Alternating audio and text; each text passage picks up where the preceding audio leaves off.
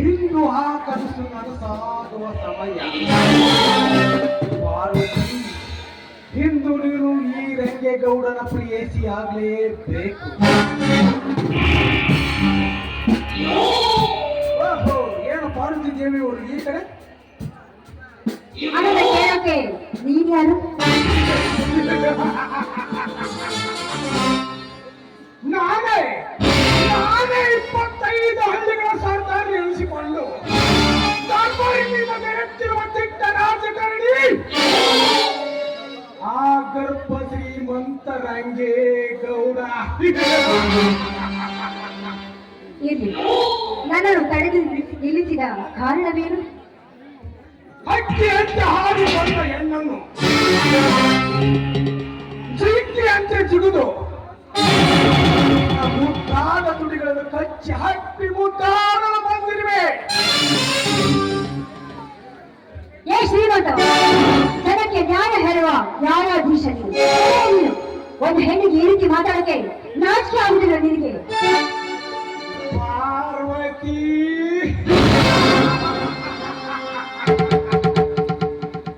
10 ವರ್ಷದಿಂದ ಒಂಚಕ್ಕಿ ಕುಳಿತಿರುವ ಈ ನಿನ್ನ ಅಂಗ ಸೌಂದರ್ಯವನ್ನು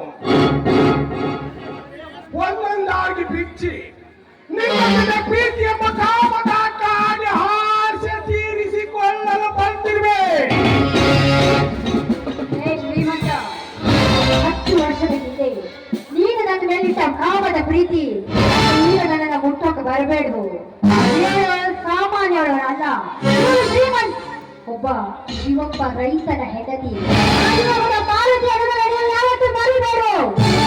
ಸುಮ್ಮನೆ ಮರ್ಯಾದೆಯಿಂದ ಹೊರಟಾಗ ಇಲ್ಲಿಂದ.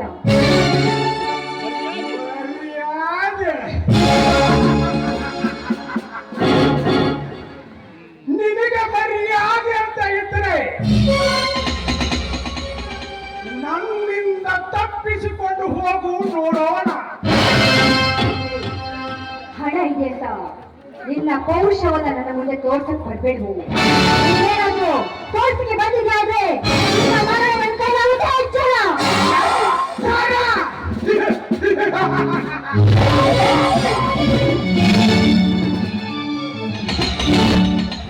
ಎಚ್ಚರೆಂದು ಹುಚ್ಚರಿಂದ ಮಾತನಾಡಲು ಹೋದ್ರೆ ಮುಚ್ಚಿ ಹಾಕಬೇಕಾಗುತ್ತದೆ. ಬಡವನ ಮನೆಯಲ್ಲಿ ಕಾಲ ಕಳೆಯುತ್ತಿರುವ ನಿನಗೆ ಇಷ್ಟೊಂದಿರಬೇಕಾದ್ರೆ 25 ಹಳ್ಳಿಗೆ ಸರ್ದಾರ್ ನೆನೆಸಿಕೊಂಡಿರುವ ನನ್ನಿಗೆ ಎಷ್ಟಿರಬೇಕು ಕಾಸು? ಪಾರ್ವತಿ, ನನ್ನ ಕೋಪವನ್ನು ನೆತ್ತಿಗೆ ಏರಿಸಬೇಡ. ಸುಮ್ಮನೆ ಸೆರಗ ಹಾಸು. ನಾನು ಅಂಥವಳು.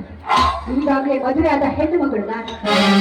ಗಂಡನ ಕಷ್ಟ ಸುಖದಲ್ಲಿ ನಾನು ಭಾಗಿಯಾದ ಭಾರತೀಯ ನಾನು ಗರಂತಿ ಹೆಣ್ಣು. ನನ್ನ ಶಿಲೆ ಏನಾಯ್ತು ನನ್ನ ಗಂಡನಿಗಾಗಿ ಮೀಸಲು. ನಿನ್ನ ದಾರಿ ಹೋಗಲಿಗಳು ಯಾವತ್ತೂ ಸಿಗೋದಿಲ್ಲ. ಬೇರೆ ಸಾಮಾನ್ಯ ಹೆಣ್ಣಲ್ಲ, ದಾರಿ ಗರಂತಿ ಹೆಣ್ಣ ನಾನು.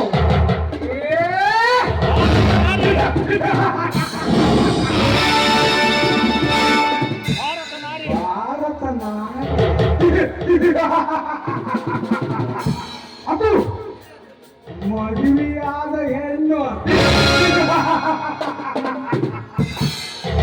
ಎಲ್ಲಿದ್ದರೆ ನಿನ್ನ ಭಾರತ ನಾರಿಯರು ಈಗ ಹೊರಗಡೆ ಹೋಗಿ ಬರುತ್ತನೆಂದು ಹೇಳಿ ಪ್ರೀತಿಸಿದ ಹುಡುಗನ ಜೊತೆ ಸಿನಿಮಾ ನೋಡಿ ಬರುವ ಹೆಣ್ಣುಗಳು ಅಷ್ಟಿಲ್ಲ. ಈ ಸಮಾಜದಲ್ಲಿ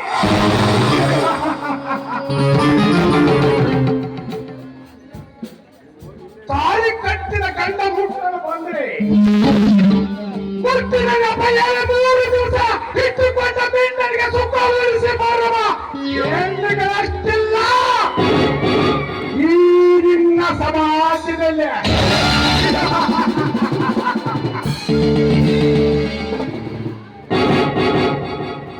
ಅದರಲ್ಲಿ ಹೋಗುವಾಗ ತನಗೆ ಸುಖ ಕೊಡುವ ನಿನ್ನ ಫೋನ್ ಮಾಡಿದಾಗ ಸೀರಿ ಸೆರಗಿನಲ್ಲಿ ಫೋನ್ ಮುಚ್ಚಿಕೊಂಡು ಮಾತನಾಡುವ ಹೆಣ್ಣುಗಳಷ್ಟಿಲ್ಲ ಈ ನಿನ್ನ ಕೆಟ್ಟ ಸಮಾಜದಲ್ಲಿ.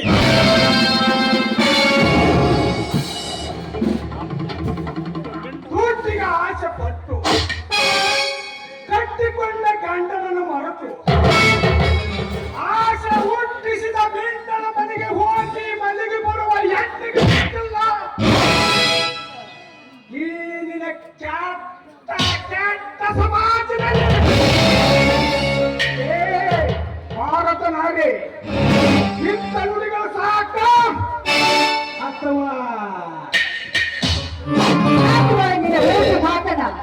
ಯಾರಾದ್ರೂ ಹಾಗಿರ್ತಾರಂತ, ಎಲ್ಲ ಹೆಣ್ಣುಮಕ್ಕಳು ಹಾಗೆ ಇರ್ತಾರಂತ ತಿಳಿದುಕೊಂಡಿರೋದು ನಿನ್ನ ತಪ್ಪದು. ನಿನ್ನ ಇದು ಉಪದೇಶ ಕೇಳಲಿಕ್ಕೆ ನಿಂತಲ್ಲ.